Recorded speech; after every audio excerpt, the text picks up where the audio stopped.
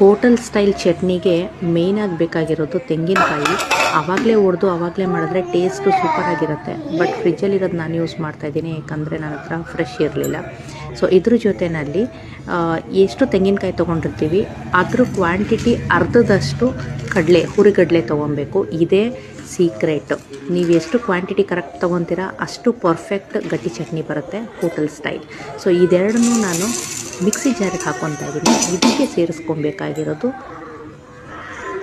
5 ಮೆಣಸಿನ್ಕಾಯಿ. ಈ ಮೆಣಸಿನ್ಕಾಯಿ ನನಗೆ ಸಾಕಾಗುತ್ತೆ, ಯಾಕಂದರೆ ಮಕ್ಕಳು ತಿಂತಾರೆ. ನಿಮ್ಗೆ ಇನ್ನೊಂದು ಚೂರು ಖಾರ ಬೇಕು ಅಂದರೆ ಇನ್ನೊಂದೆರಡು ಆ್ಯಡ್ ಮಾಡ್ಕೊಬೋದು.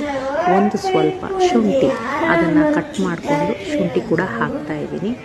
ಇದ್ರ ಜೊತೆಯಲ್ಲಿ ನೀವು ಕಾಣಿಸಿದೆಯಲ್ಲ, ಇಷ್ಟು ಹುಣಸೆ ಹಣ್ಣು ಹಾಕ್ಕೊಂಡ್ರೆ ಸಾಕಾಗತ್ತೆ ಹುಳಿಗೆ. ಇದು ಕೂಡ ಟೇಸ್ಟ್ ಅಬಾಂಡ್ ಮಾಡುತ್ತೆ. ಇದ್ರ ಜೊತೆಯಲ್ಲಿ ಸ್ವಲ್ಪ ಸಾಲ್ಟ್ ಹಾಕ್ಕೊತ ನುಣ್ಣಗೆ ರುಬ್ಕೊಬಾರ್ದು.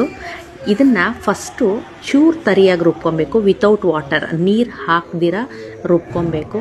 ಒಂದು 2 ಸಾರಿ ಘರ್ ಅಂತ ತಿರುಗಿಸಿದ ತಕ್ಷಣ ಈ ಥರ ಪೌಡ್ರ್ ಆಗುತ್ತೆ. ಅದಾದ ನಂತರ ಸ್ವಲ್ಪ ನೀರು ಹಾಕಿ, ಜಾಸ್ತಿ ಬೇಡ, ಆಗ ಇನ್ನೂ ಒಂದು ಸ್ವಲ್ಪ ತರತರಿ ಆಗುತ್ತೆ. ಈ ಟೈಮ್ನಲ್ಲಿ ನೀವು ಕೊತ್ತಂಬರಿ ಸೊಪ್ಪನ್ನ ಆ್ಯಡ್ ಮಾಡಬೇಕಾಗುತ್ತೆ. ಕೊತ್ತಂಬರಿ ಸೊಪ್ಪು ತುಂಬ ಜಾಸ್ತಿ ಕ್ವಾಂಟಿಟಿ ಬೇಡ, ಒಂದು ಸ್ವಲ್ಪ ತೊಗೊಳ್ಳಿ. ಇದನ್ನು ಹಾಕಿ ನಿಮಗೆ ಎಷ್ಟು ಇವಾಗ ನೀರು ಬೇಕಾಗುತ್ತೆ, ಆ ಗಟ್ಟಿ ಕನ್ಸಿಸ್ಟೆನ್ಸಿ ಬೇಕಾಗುತ್ತೆ, ಅಷ್ಟು ನೀರನ್ನ ನೀವು ಹಾಕ್ಕೊಂಡು ರುಬ್ಕೊಬೇಕು. ಆ್ಯಂಡ್ ರುಬ್ಬೋ ಕನ್ಸಿಸ್ಟೆನ್ಸಿ ಸ್ವಲ್ಪ ಗಟ್ಟಿ ಇರಲಿ ಆ್ಯಂಡ್ ತರ್ತರಿ ಇರಲಿ, ತುಂಬ ನುಣ್ಣಗೆ ಬೇಡ. ನಿಮ್ಮ ಹೋಟೆಲ್ ಸ್ಟೈಲ್ ಚಟ್ನಿ ಪಟಾಪಟ್ ರೆಡಿ. ತಿಂದು ನೋಡಿ ಟೇಸ್ಟ್ ಹೇಗಿದೆ ಕಮೆಂಟ್ ಮಾಡಿ. Thank you.